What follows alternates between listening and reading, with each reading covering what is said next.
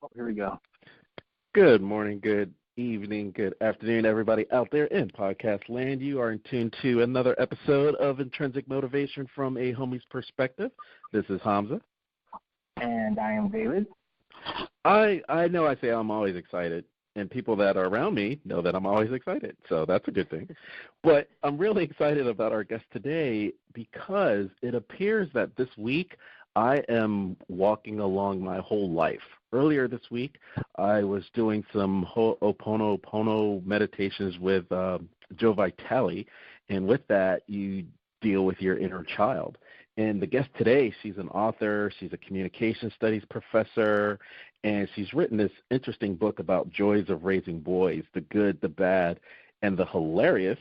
So all the mothers out there will definitely focus on the latter part of the hilariousness of raising children, as I was the only boy out of four.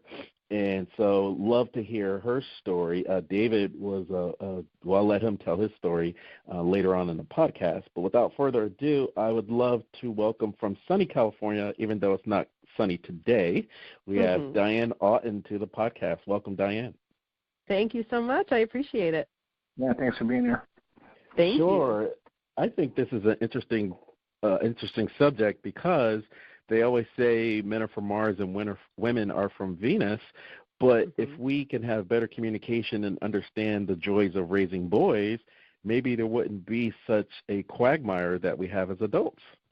Yes. Well, and my book is really focusing on the younger years of raising boys, but the college courses I teach tap into that a little bit, but the classes I teach really revolve around how can we improve our communication as adults. So in our intimate relationships and our friendships, family, and so men and women, not all men and women, but when we talk about male and female communication, there's that bell curve of research, right? And we're looking at what the majority of men tend to do when they communicate or what the majority of women tend to do.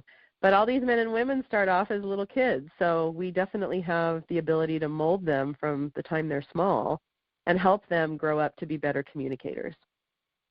One thing that I found in my life, my traditional training was a master's in early childhood, so I taught second grade. And so that was fun. It was a lot of fun. Sometimes I say that's my favorite job, depending on the day of the week. But I'm also in sales, and so in sales, I would use some tactics that I did as a second grader because you're an excellent salesperson if you can get second graders to do anything in a group. And so I was kind of just using some of those frameworks to set up sales or to motivate other people in a management capacity and so on and so forth. So I think on some level we're always checking in with our inner children. Yes, definitely. Definitely. I often see, and my husband's in his 50s, and I'm around adult men all the time, but I see a lot of, and I often say, big boys are just little boys in big bodies. You see these little hints of the kid in them still, which I actually really love. With that being said, one thing that I learned in the dating world is that you don't really know a person until you spend the holidays with them.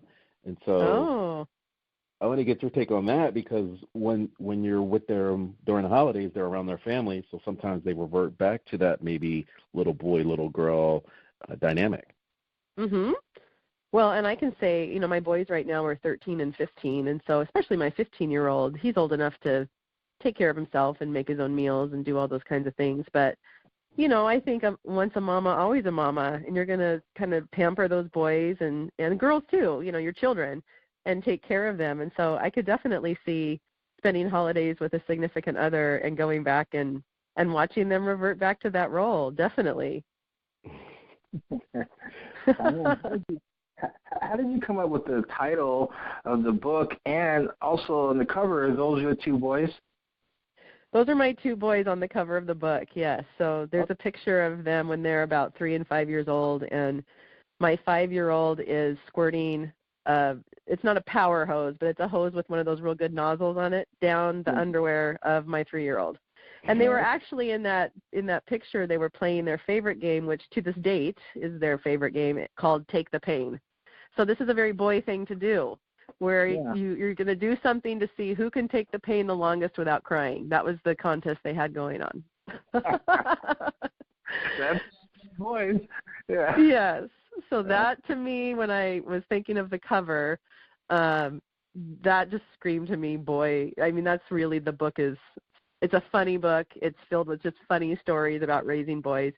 And also it has a thread of communication in there, too, and how to communicate better. I've been teaching full-time at the college level it'll be 20 years this year, teaching communication studies courses. So there's a little bit of that in there on how to help these boys grow up to be better communicators. But the crux of the book is just really these funny stories. And back to your question, that's kind of where that title came from, too, the good, the bad, and the hilarious, because when you raise boys, I often say, you have to laugh or you're going to cry, because they do stuff sometimes where you're just like, take the pain thing. It's like, why are you doing that? You know? And if you don't laugh, you're just going to cry. Yeah. That's funny.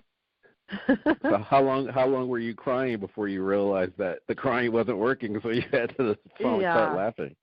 Well, you know, I grew up in a house of all girls, so I had no idea what I was getting into with these boys. And, you know, on my mom's side of the family, it's all girls, too. So we just don't have any boys in our family. So at first even when I found out I was pregnant with boys, was like, what am I going to do with these boys? But, you know, I really realized I am a boy mom through and through. I love to get in there and get dirty with them and, you know, play in the dirt. And I pick up sticks when I'm on a walk with my dog that I remember when the boys were small that looked like something they could use in a battle, you know, like I just am always thinking of those boy things. So I love being a boy mom. It didn't take me long to realize that even though some of that stuff was stressful, being a boy mom can be stressful too, because they are very much they're risk takers, you know, in different ways than girls are. So that's a little stressful, but there's a lot of fun involved too. Now, what do you mean by stressful? Because when I look at Leave It to Beaver, June Cleaver never breaks a sweat. Oh, isn't she amazing? Yeah, no, that's not me, for sure. You know, the stress, I think, with boys is they're constantly, I mean, we went to the emergency room so many times when my kids were young, just jumping off things, battling and getting hit. When my youngest got hit in the head with, it was a plastic, like a lightsaber, but it hit him just right and split his head open, like the edge of it hit his head. Stuff like that, you know, that just wouldn't happen, I don't think, so much with girls. I guess it could, but, man, we were just constantly going to the hospital with these boys, and they don't even care, you know. They have all this blood. They cry a little bit, but my son would say, to this day, he says, cool, look at my scar. You know, he's got a scar down the front of his face, a scar on the top of his head. They just are rough and tumble, crazy boys. Diane, what are some of the differences between how boys at young ages relate to one another as opposed to girls? Oh, great. I love that question. So, and this can also relate to adults, too. So it transfers into our adulthood, too. But one of the ways that I think is different is if you look at the little games that little boys play and the games that little girls play. So most of the boy games, like when I was just talking about my kids getting their heads split open, are around competition, very physical, very competitive, lots of arguing. But most of those games, even stuff that's more where they're getting along, like Legos and things like that, they play those games side by side. And when you look at little girls and the games that they play, most of their games are face-to-face. So they're playing mommy-baby, they're playing nurse, they're playing school. And girls are socialized to play and having direct eye contact. So when you watch little girls play or even talk to each other, they're looking at each other very intensely. Little boys are not conditioned to do that. And so these little boys and little girls, they grow up and they're practicing these skills all along, and then they get into adulthood. And one of the things I talk about with a misconception that women often have of men, now we're talking about adults, is that because a man is not looking at you, he's not listening to you. And so a lot of women perceive, because they've been doing this their whole life with their girlfriends, that when you listen, you look. And that's not necessarily true in the male culture. You were talking about culture earlier. it is almost like women have their own culture and way of doing things, and men kind of have their own culture and way of doing things. Men function perfectly fine with other men hanging out. Women function perfectly fine with other women hanging out. So when you mix them all together, that sometimes we have these challenges. So one of the things I talk a lot with, especially with women, is that just because a man is not looking at you does not mean that he's not listening to you. It doesn't necessarily equate all the time, but for the most part, men are much more comfortable side by side. So a piece of advice I give, whether it's with your child, I do this with my boys, and I've always done it with them when they were young, up to adult men, if you want to connect with a man, a great way to do that is to get him in an environment where he doesn't have to have that direct eye contact with you. And a perfect example of that is the car.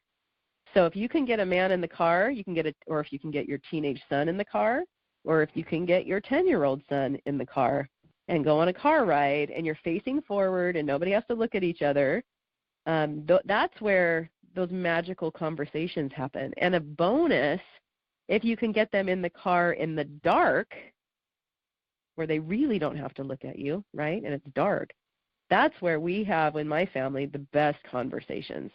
Wow. So I think little boys and little girls are socialized very differently. They play very differently. It's when we look at communication, it's this mix of our genetics, but definitely surroundings as well, nature versus nurture. Like, get those men and boys in the car and floodgates will open.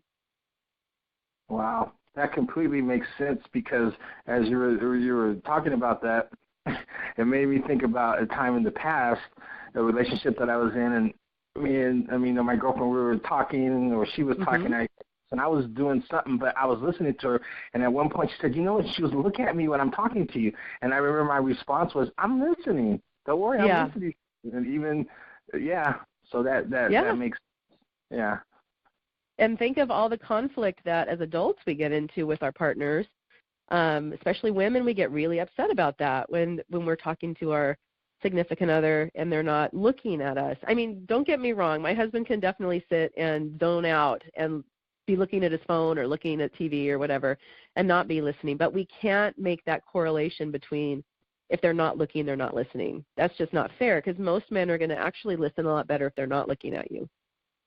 Yeah, and just kind of when you talked about, like, your kids and their playing their saber and just getting hurt and this and that, a lot more physical. I can remember, as a child loving, like, the Three Stooges. They were so fun.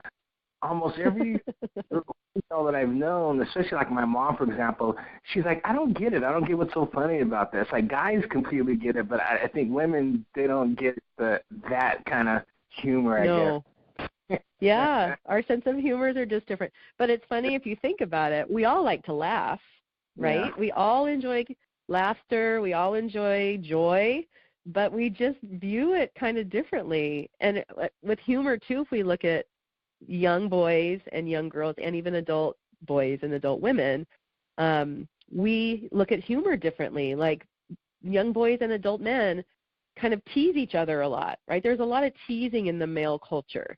And teasing is definitely part of camaraderie in the male culture, making fun of each other, calling each other names, putting each other down, but in a loving, sort of funny way.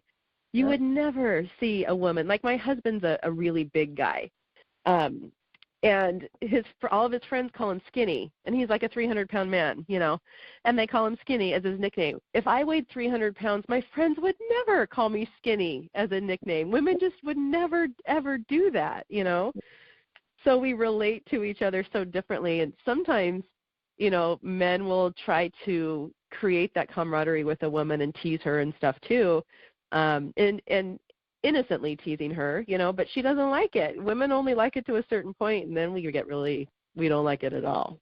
Yeah, that's so cool. Yeah. I love it, and it makes me think of, I'm sure it's any city USA. So in Atlanta, there's this conversation that women can't find a guy. And you were talking about socialization, about getting the guy in the car. And in the dating world, the girl, or the perception is, if the guy's not looking at her, that he may be beta, he's not alpha or strong enough. So she kind of writes him off as well. So he's not even, he lost before he could even get in the car and show his strengths, apparently. Yeah, definitely.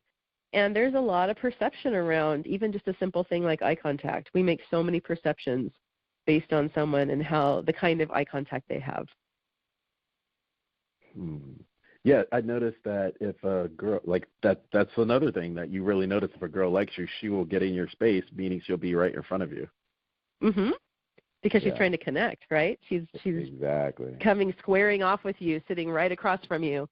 I took my son to dinner the other night, and we were under the fluorescent lights at like a Chili's, and I was trying to have this really just not intense, but a real true good conversation with him about some of his struggles. He's 13. He's going through some stuff. And he was just having no part of that, and that was my fault because I was choosing the absolute wrong time and place. So time and place is another thing we could talk about. But we were under these bright lights. He's sitting right across from me in a confined space. Like, that was just horrible. That was a bad choice on my part. But as soon as we got in the car to go home later when the movie was over and it was dark, it was like everything. It was so much easier to talk about it. Wait, hold on a second. I just caught on to this. Diane, are you saying that guys are vampires? No, I'm not saying that. Women, they are their best in the dark. Do not see them before the sun sets. But I do like to talk about scenery, like you were saying. You're saying that there are strong suits that you may be aware of actually getting your point across, and there's others where you might as well throw in the towel. I'd like for you to explore some of that. Do you mean like when you're discussing a subject that you have opinions about, or? Absolutely. So maybe ask your question again. I'm not sure I understand it. Sure. Let's just use your son's example. Like, how did you determine at one point, oh, it's so bright and he's so, he's overstimulated with all of these lights and games going on. It's better to wait until we get into the car. Yeah, and in my communication studies courses, I talk a lot about one of the best things we can learn to do, whether it's with our kids, with our significant others, is to wait if we need to wait to have a conversation. I know sometimes that, like, if something's going on or my husband's bothered me or I'm upset, like, I want to talk about it right now. And I think women, we're kind of conditioned to talk. Our culture as women, it revolves around talking. And so we just want to get it out. And sometimes we're not picking the right time and place, like I did with my son. So it's about being smart enough to take a step back and say, okay, is this the right time for us to be talking about this? Is this going to yield the best result? My kids, again, are 13 and 15. To use kids as an example, they're teenagers. It's like they do things that we need to talk about sometimes. But I really have to be careful about when we talk about it, because if I choose the wrong time, I'm going to get shut down like nobody's business, and that conversation will never really evolve. But if I wait until the timing's right, and that's even just assessing their mood, right? If your significant other walks through the door and they've had a rough day, you don't want to hit them with something big that you want to talk about. They need time to decompress a little bit before you have that conversation. I talk a lot to my boys about, we don't want to have this conversation. My boys are fighting kind of a lot lately, which is normal for, kids, siblings. And we need to have like a family meeting. But I don't want to have the family meeting and talk to everybody when somebody's in a bad mood. Do you see how that's going to throw the whole thing off? Yeah. I need everyone to be happy. We don't want to have an important conversation, and this also is in our intimate relationships. We don't want to have an important conversation when someone is angry. That's the worst time to have an important conversation, but it's the time most of us choose because we're in the heat of the moment and we're angry. But if we can walk away and let that kind of simmer down a little bit, come back when everybody is level, that conversation is just going to be so much better. It just makes me think of sometimes in Atlanta is not pedestrian friendly at all. So there's not a lot of walking around. You can't people watch. So the places that you can kind of steal a glance are like the airport and things like that. And so there's instances where people are very combative in public, and you would think, hey, isn't there a better scenario? Could you wait until you were not in the public? but as you were saying, one person really wants to get their point across at that moment. Yeah. Are there any clues or tips, the tricks to kind of diffuse that situation? I know when I feel that way and I'm with my husband, I'll just say, like, I think we can agree we have something we need to talk about, but let's wait until we get home, or let's wait until tomorrow. To be able to walk away. So sometimes, like, if I get real heated, I know I just need to, we've all heard this before, but I just need to walk away, take a little lap around the block or something, and then come back. Sometimes we do need to have the conversation right then. But, think of all those, and I'm sure your listeners can attest to arguments they've seen in public with couples or whatever. It's not going to yield the result that they want. So to be able to, and you both have to be on the same page, to be like, we know we need to talk about this. Let's wait until we get home. Let's wait until we've calmed down. But you can't have one person wanting to wait and the other one like, no, we're going to talk about it right now, which is normally what happens, right? You have to be on the same page. So my husband and I don't, for lack of a better word, I have him trained with some of this communication stuff. So when we get in those things, I'm like, okay, so clearly we're both upset. We both have things we want to say. I don't want to say something I'm going to regret, and I know you don't want to say something you're going to regret. So why don't we take a little break here? I'm going to go do whatever, and we can talk about it in a bit. And that works. Because another thing we tend to do is we say stuff when we're angry that we regret. We've all done that before, right? Yeah. So when we're angry with someone, we just want to get them. We want to get back at them and make them feel bad. And so we say stuff, and one of the principles of communication is you can never take something back. So I can say I'm sorry, but I can never take something back. I always use the example, and mind you, I teach college students. But what if I got mad at my husband one time, and in the heat of an argument, I yelled at him, "You're the worst sex I've ever had in my life." Right? And later I say, I didn't mean that, right? I was just mad, and that's why I said it. Is he ever going to forget that I said that?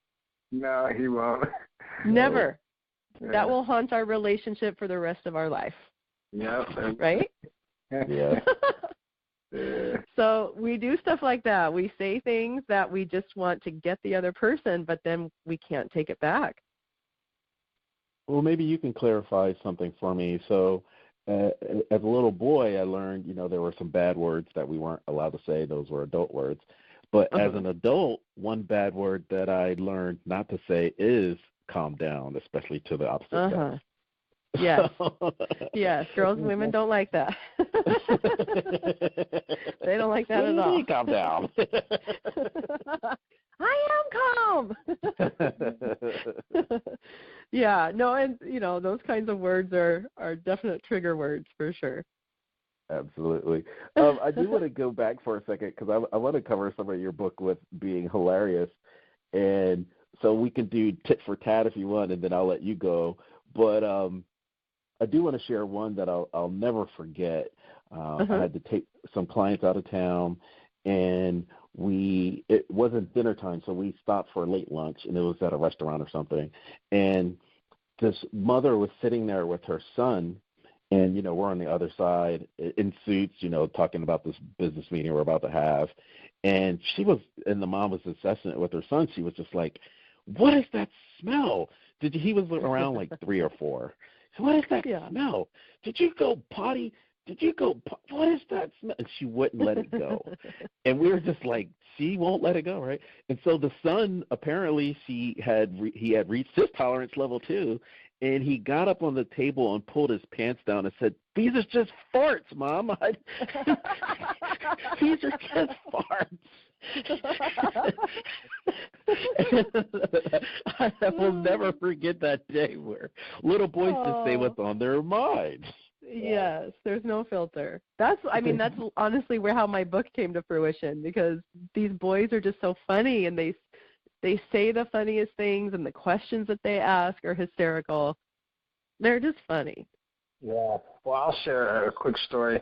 I don't remember, but my mother told me, I think I was about 3.5, when we were traveling to the Washington State to visit some relatives. So we're on the plane, and I guess my father had got up to go use the restroom, And then my mother asked me if I had to use the restroom. I was like, yeah, I have to use it. And then she said that I stood up on the seat and just screamed out on the plane, does anyone else have to go to the bathroom? Oh, yeah, there's no shame. Yeah, she told me that story, so I always thought that was funny. Yes, that is fun. I love it. See, and the funny thing about writing this book is everybody else gets to, like whenever I talk about this book in public, everyone has stories. We all have funny stories. I just happen to write them down, but being a kid and raising kids, everybody has a plethora of stories. Yeah, yeah. Well, we're ready to hear yours, Diane. Oh, you want to hear some? Okay. So my book, just to warn your listeners, is a collection of just lots of funny little anecdotes. Some of them are just short little questions or quotes, and then there are kind of longer stories as well. So the book is broken up into chapters, and the two biggest chapters, which probably won't surprise you with boys, is the first one is about exploring their body and all the questions they had about their own parts, and then the second biggest chapter is about girls' bodies, and my body usually in particular, so everything from pregnancy to childbirth and all that kind of stuff, and boobs and everything else. So so when people ask me why I put all this into a book, I usually share the example of, I had been sharing all these funny stories on all my social media outlets for years, and people were just chiming in like, oh my gosh, you have to write a book, you have to write a book. These are so funny, And then one day my 4-year-old son at the time, Nate, came to me and said, Mom, Sadie is licking her vagina. And I said, okay, leave her alone. She's a dog. She's just cleaning herself. It's okay. And he got so confused, and he said, do all women do that? That's fun. So when I shared that one on social media, that one went viral, and everybody was sharing it. It was really funny. And then I thought, well, maybe I do actually have a book in me. So now I've got, I think it's 270 pages of all these funny stories. So it's not a longer story, but it's more of a real story, is I have an appendix at the end of the teen years because my boys were just starting. They were like 12 when I published the book. And so one of the stories in the teen years is titled, When Mom Leaves Out a Key Detail About Sex Education. Are you ready? Okay. All right. So I was at home grading papers on my computer, and I decided to take a break and check my social media. While I was scrolling, a post from a parent group at Bradley School popped up, and I saw that many parents were losing their minds over the upcoming 7th grade sex education curriculum due to start the next day. Nobody was specific about what they were upset about, but man, were they on fire. I decided to investigate further and sent a private message to one of my friends who was in the discussion to see what she knew. She said, you might want to check the curriculum. It's pretty major. I said, what's the big deal? I asked. It can't be that bad. Her response, they'll be learning how to put condoms on a wooden model of a penis. Okay, that does seem like it might be a big deal. I remember learning how to put condoms on a banana in sex ed, so I get that people might be uncomfortable with that. That's not even the worst part about it, she said. It's co-ed. Okay, so now I understood. I thought about this a little bit and decided to give Bradley a heads up so he wouldn't be surprised and let him decide if he wanted to attend. When the permission slips about the week-long sex ed program had come home the week before, there was an opt-out choice. I told Brad that I would be shocked if they talked about anything he didn't already know, but if for any reason he felt uncomfortable, we could opt him out. So Bradley came home from school a few hours later, and I called him into the kitchen for a talk. You know your sex ed curriculum starts tomorrow. Yes. Well, there's a bunch of parents who are upset about the lessons, and they're not allowing their kids to attend. Really? What's the big deal? Well, you're going to be learning how to put condoms on. Okay, that's weird. I know, I said. But the part that parents are the most upset about is that it's co-ed. So the girls are going to be there too, learning how to put condoms on as well. So it might be kind of awkward. Why in the world would girls need to learn how to put condoms on? They don't even have a penis. I know. Think about it, Brad. These girls may grow up and want to be intimate with a man, and maybe the man won't know how to put a condom on. So they need to learn how to put the condoms on, too, so they can protect themselves if necessary. That is totally creepy and gross, he said. I understand that it is what it is. The girls need to practice putting condoms on too, so you'll all be doing it together. Just try to get over the weirdness if you can. Bradley crinkled up his nose and with a worried look on his face, left to go to work on his homework. Over the next hour, I noticed that Brad was walking around acting weird, wringing his hands and looking at the floor. Later, while I was in the bathroom washing my face, he came in saying that he needed to talk to me. Mom, I think I need to opt out of sex ed. Really? Okay, that's fine, but why?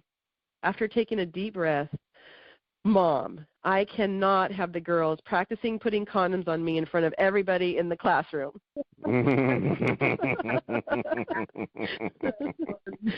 That was the detail I left out. I love it. Oh, yeah. So, pardon me? Once you explained to him, actually, they weren't going to be putting it on him, did he decide to do the class or no?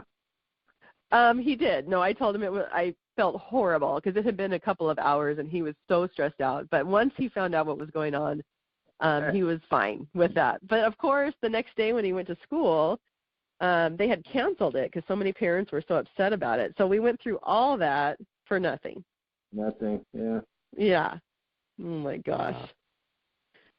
Wow. There's a funny little... Do you shop at, do you have Sam's where you live? We have Vaughn's, which is, I think, is that Ralph's? Yeah, as far as like buying in bulk and such. Oh, we have like a Costco and, oh, perfect. Let's see. Yeah. Okay, perfect. The reason why I was asking, I am a big fan of comedy, stand-up comedy. And so Joe Coy, I don't know if you know him. He was part of the Chelsea Handler show back in the day. Oh, yeah. Yeah, I like that show. His kid is around your boy's age, and he was saying that he's glad he has Costco because they keep running out of shampoo, of hair conditioner. And he's like, the hair conditioner goes missing for a couple of days, and he's like, why are we keep running out of hair conditioner? Oh, my gosh. See, and a boy mom, you don't even have to explain. So how are you dealing with two adolescents at the same time? Oh, you know what's funny is mine are just budding on puberty. Like, we haven't hit that stuff yet, but I know it's coming, and mine are kind of late bloomers, obviously. So we're getting more like the moodiness and the emotional changes that have started happening first. We haven't gotten to that yet, but good Lord, I hear all the stories from my friends who have kids this age, and I know it's going to happen. But, you know, and I'm super open with my boys. Like, that's part of what this book is about, too, is like, when you're open with your kids when they're young, they grow up to be open, communicative adults. And so they ask me questions. I mean, my 15-year-old son is still going through sex education. I don't know how it is in Atlanta, but, I mean, it goes on forever here. And he was having a heart attack because he's a freshman. They were talking about wet dreams in sex ed. And he came home, and he has like a loft bed. So he's got his bed on top and then all of his gaming junk underneath. And he was so stressed out that he was going to have a wet dream and ruin all of his computers and all of his stuff underneath. And he's a 15-year-old boy that's coming to me and asking me questions about that, you know. But if you take a step back, that's like a beautiful thing. What 15-year-old boy asks his mom those questions, you know? Right. And a lot of it is because we've always talked like that. And in the book, I talk about this too. Like, if you make communication the norm when they're small, they always are going to communicate with you because that's what you do, right? Exactly. Imagine if we never communicated, and then all of a sudden my kid's 15. He's not going to come talk to me out of the blue when we haven't been communicating all along. So, I mean, they definitely. I haven't experienced all that stuff yet, but they have questions about it. We talk about it. You know, I'm just like, just clean up after yourself, man. That's all I care about. Like, do what you're going to do. Just take care of business, you know? God bless Costco. Yeah. Let me ask you, because I think we're kind of laughing and that it just hit me that, you know, maybe 10 years ago I would have never asked this question, but with the socialization and the ongoing communication that you have with your children, especially with sex ed, if you go on Facebook now, they list like 9 different genders. So how are they approaching sex with, things we didn't have to deal with a generation ago? Yeah, and they talk about those things very openly in school now, and I think back when I was in school, so I'm 47 years old, and when I was in high school and junior high, like if we had someone, for example, that was homosexual, like we definitely had people who were homosexual at my school, but it wasn't open and people didn't talk about it. Now it's they have clubs on campus, like there's people walk around very openly expressing their feelings, holding hands, like it's just a whole different world. And, I land in the realm of that being okay. I'm glad that we're able to express ourselves that way. I think the kids do get a little confused sometimes with and I get confused, if I'm being honest, sometimes with the different, gender labels that we have. And sometimes I have to do a little research to find out, what does it mean to be binary and that kind of thing. I think there's a lot of terminology that's coming into our world that we've never had before. Right. On that other side of the token, there is some pushback I hear from parents about television and, not the nightly shows we watch, but the cartoon channel where the kids are watching during the day, that they're exploring these, that maybe the parents haven't had that conversation with them yet. Yeah. No, what's your take on that? Yeah, I mean those characters pop up in some of the books they read, even in children's stories, and as characters on shows that they're watching.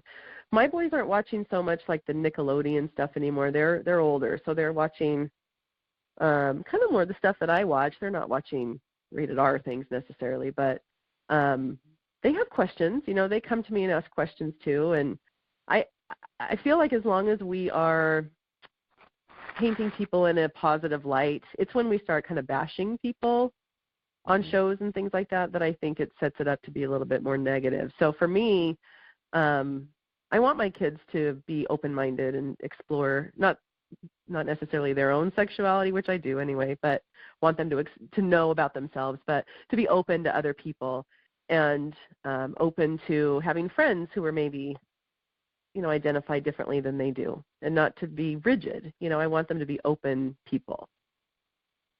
From an intrinsic motivation standpoint, I applaud it, and it was really important to what you said as far as having that communication when they're young, because you do have maybe our generation where the family is, no longer, because maybe the guy or the woman has these feelings that they probably had their whole lives, right? But they were taught to have that nuclear family, and they were never happy. Exactly. Yeah, I think this up and coming generation is going to have a lot more freedom to be who they be their true selves, and not have to conform as much as I know in my generation there was a lot of conformity. So, Diane, let me ask you. You talk a lot about how you communicate with your boys and how that's been, them growing up. What's the communication space like with their father? What's different about it? With me and their father, or with them and their father? Them and their father. With them and their father. Men in general and boys too tend to be a little bit more direct. So one of the things I teach in my classes is that men are more linear. So like my husband, when he talks to the boys, he's very direct. When the boys are when they're fighting, for example, my husband will come in and say, knock it off, right? Where I come in and I'll say, like, I'm more circular. Women have all these extraneous words and language, and I'll come in and say, don't be mean to him. He's your brother, and when you hit him, it hurts him, and then it breaks his heart. And, I'm going on and on and on with all this stuff.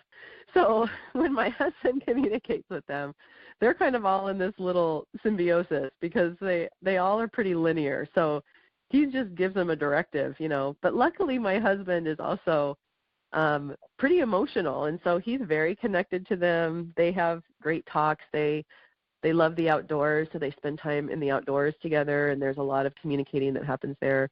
My kind of communication with them is a lot more like, let's sit and sit on the couch together, and side by side usually, and have a conversation, where his is more like men and boys tend to relate more through like shared activities. So I would maybe even ask both of you gentlemen, like when you're with your friends or whatever, usually a lot of men communicating with each other revolves around a shared activity, whether that's playing basketball together, going golfing, playing video games, building something, right, whatever it is. Would you say that's true for you guys? Yeah, in my lifetime, yeah, I would say that would be true. Yeah. Oh, no. Where women often will My situation, we always just braided each other's hair. That's how we kind of communicate. Okay. Just kidding. Oh, I shouldn't have said that because we're in Atlanta now. The stereotype exists. Oh, boy. Unwanted attention now. I'm sorry.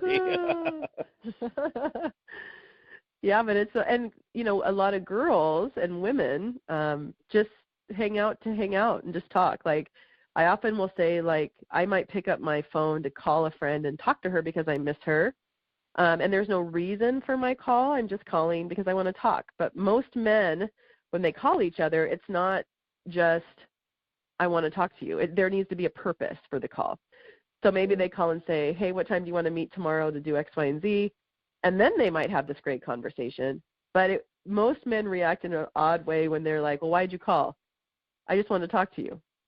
Yeah. To most men, that's strange because men don't relate to each other like that. And so my husband and boys kind of don't relate that way either. But if you give them a purpose or an activity or a goal, then that communication comes secondary, which is amazing.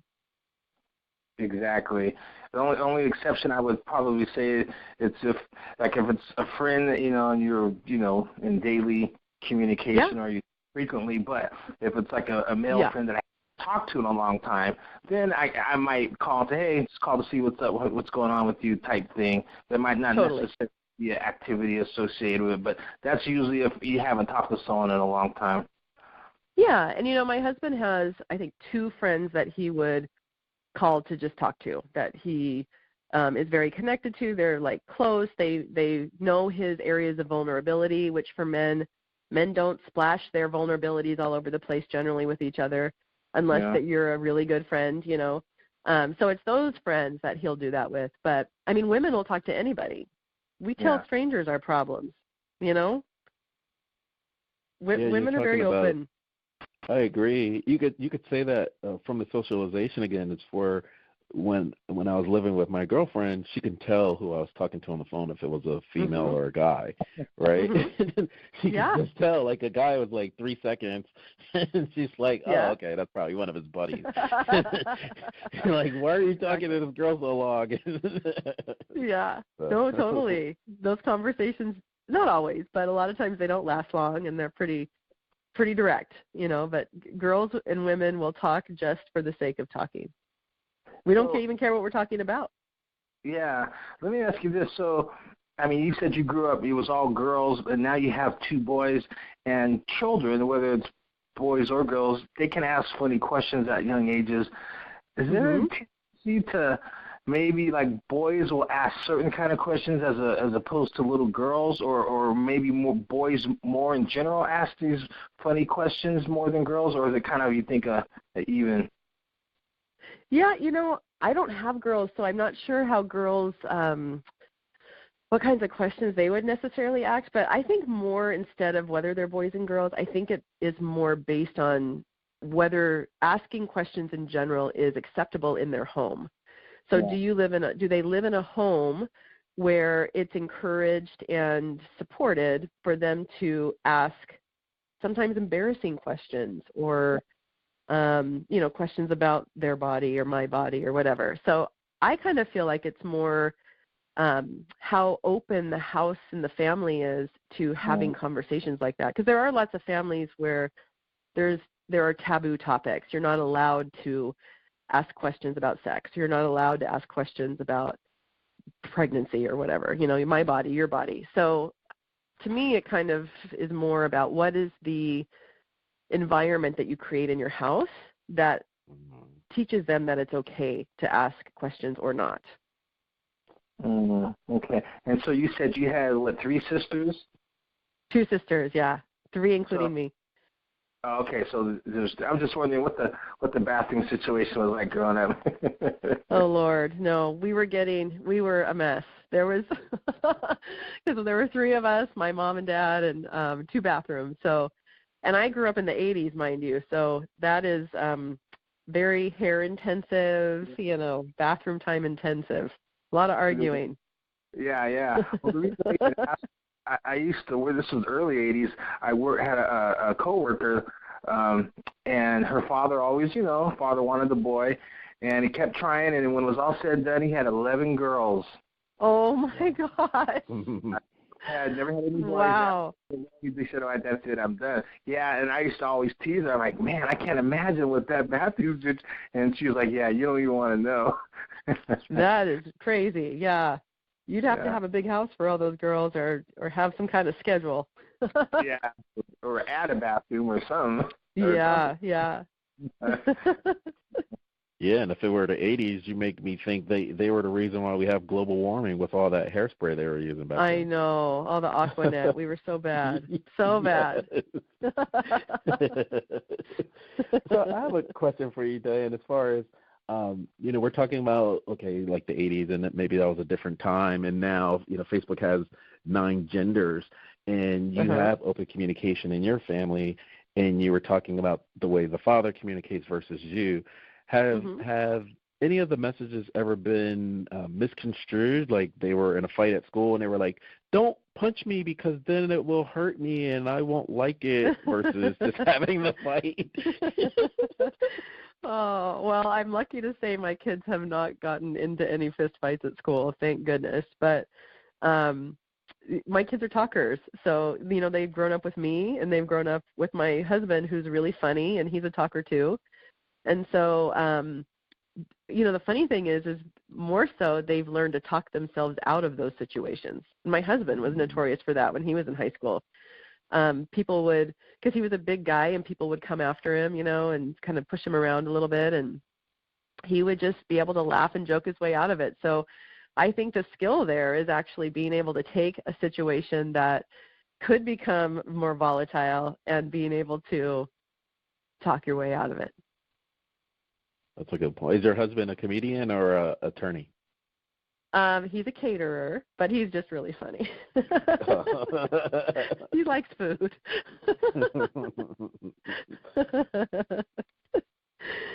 Oh. That's, when you're talking about this open communication, I think I just want to keep honing on that, because it made me think of college, actually, and all the wolves that exist in college. So, once upon a time I may have been a wolf, but the juniors and seniors will wait for the freshman girls to come along, and the girls that had greater communication, or at least, some level of knowing what's going on, they didn't go home, they graduated, versus the ones that were at home where they weren't allowed to talk about a lot of things. They went home from school early, they got pregnant and they didn't finish when everyone else did. So I think the takeaway is communication is key. Yeah, and I've definitely had some awkward conversations with the boys when they're asking me stuff, but we always had a rule, and we still do, that if they have questions about anything, they can ask me and I'll answer. And some of the questions they have, are like, can you get pregnant from kissing? And this is where those things still get perpetuated, and people don't realize they can get pregnant without having, like, real full sex, like you can get pregnant by having a little bit of sex. They don't realize that. And so I think the more you can just have that home again with that open environment where kids feel comfortable coming to ask you stuff. Like my kids' friends would send my boys to come ask me questions for them because they couldn't ask their parents, when they were little. So I think there's a lot of houses where there's still that real awkward feeling around some of these questions that these kids have. And they need someone safe to go and ask. Mm-hmm. Do they tend to come to you more to ask questions, or their father? Oh, definitely me. Definitely you? Definitely me, yeah. And it's not that my husband Dave wouldn't share or answer the questions, but, I've just been that person in their life with, come to me and I'll tell you. I just say that over and over. Come to me and I'll tell you anything you want to know. And I don't give them more information than they need. When they first were asking me, how people get pregnant, when they were in third or fourth grade. And I was like, well, man has a sperm, woman has an egg. The man decides to give the sperm to the woman, and she has a baby. And they were like, okay, that was good for them for like a year. And then later they're like, well, how does that happen? And then I have to go into more detail. But no, it would definitely be me. And I don't think it's because they're embarrassed to ask him, but my kids just know that I'll tell them the answer. You're also saying that robots will never replace humans because I'm sure they get wacky Google searches and you have to refute half of what they're looking up. Oh, my gosh. Yeah, yes.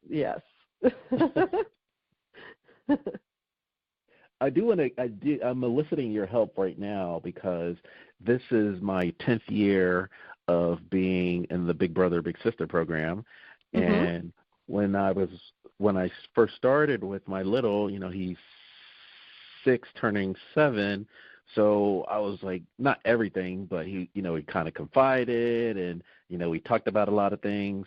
And fast forward to today, it was like, well, I was talking to his mother, and she was like, well, you probably have to text him, and don't get upset if he doesn't text you back. He hasn't even text back people in the family. So what's a good way to kind of just let him I'm trying to relate to how I was at 15, 16, where maybe I did need a lot of alone time, and maybe I would come out of that cave later. How would you deal with the teenagers that's not talking? Yeah, and I definitely have these moments with my kids too. Like my 13-year-old right now is struggling a little bit, and he's in 7th grade. A lot goes on in 7th grade, but he's just into that phone, man, and it's hard to have those conversations. I would say to not push it, because when we push it, when they're not in the right frame of mind, like we were talking about earlier, you're just, again, not going to be able to get anything out of them. I would choose to maybe take them somewhere. I go to get them in the car. A lot of times when I get my son in the car, I'll say, I'm going to put my phone in the glove compartment. Let's both put our phones just for fun in the glove compartment, just for the ride. You can get it back out later. I try to give them, it's just a little bit, we're going to do this. But if you can get them in the car, get them out to go do something, get them in a space where there's not a lot of distractions, like, again, the car, that's a great way to kind of start that conversation. I've stopped kind of fighting, when my kids are either playing video games or on their phones or whatever. I realize that's their way to unwind, but I also want them to be able to step away from that and connect with me. So part of it, too, is getting in their head where they are. So, like, my 13-year-old's really into this game on his phone called Dragon Veil. I don't know if you've ever heard of it before, but he's super into it. It's this whole dragon thing.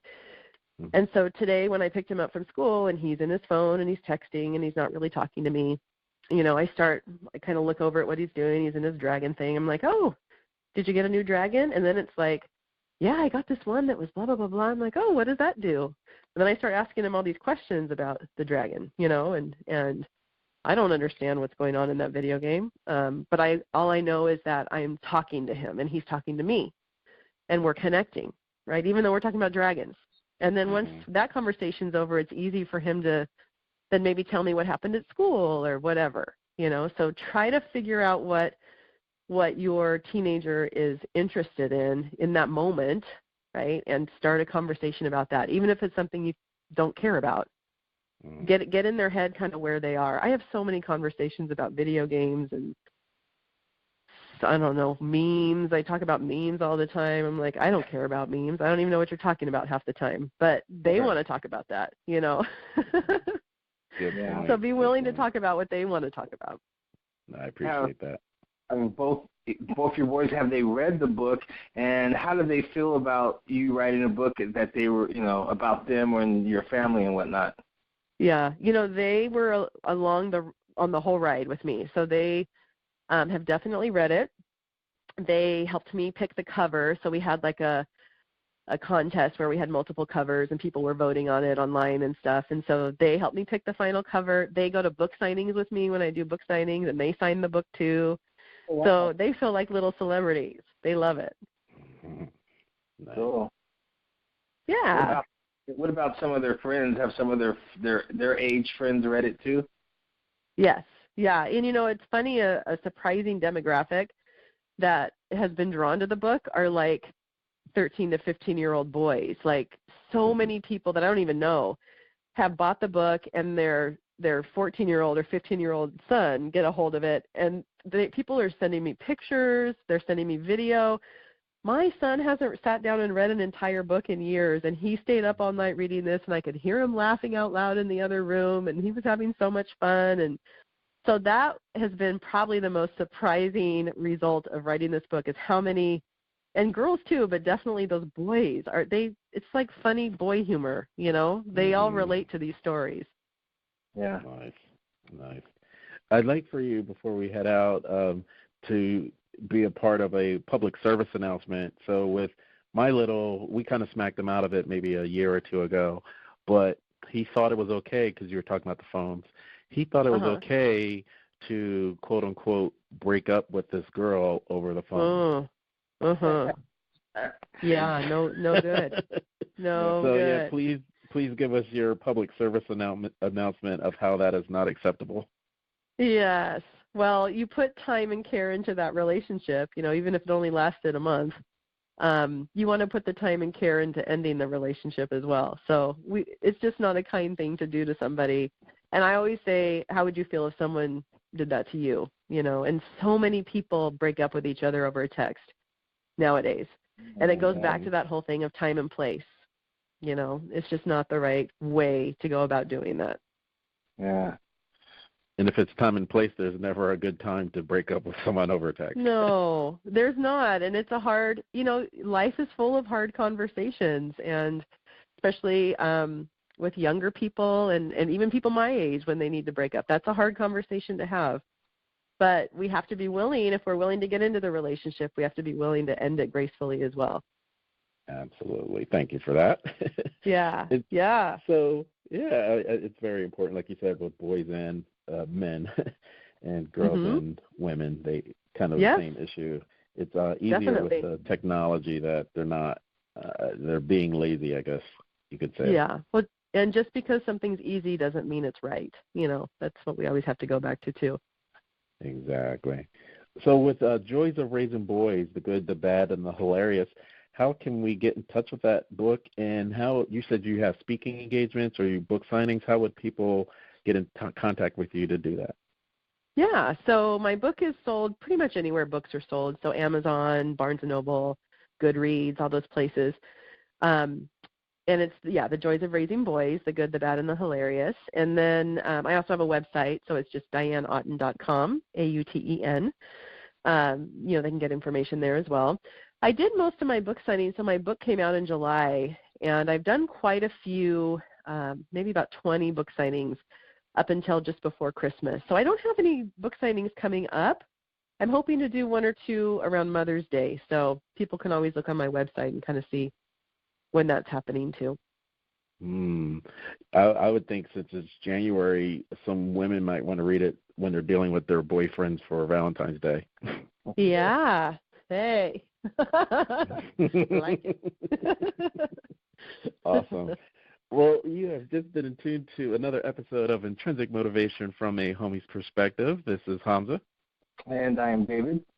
Diane, it was a pleasure speaking with you. Let's stay in touch. Yes, thank you so much for having me on. I really appreciate it. Yes, thanks for being here. Of course. Thank you. Thank you. Bye-bye. Bye.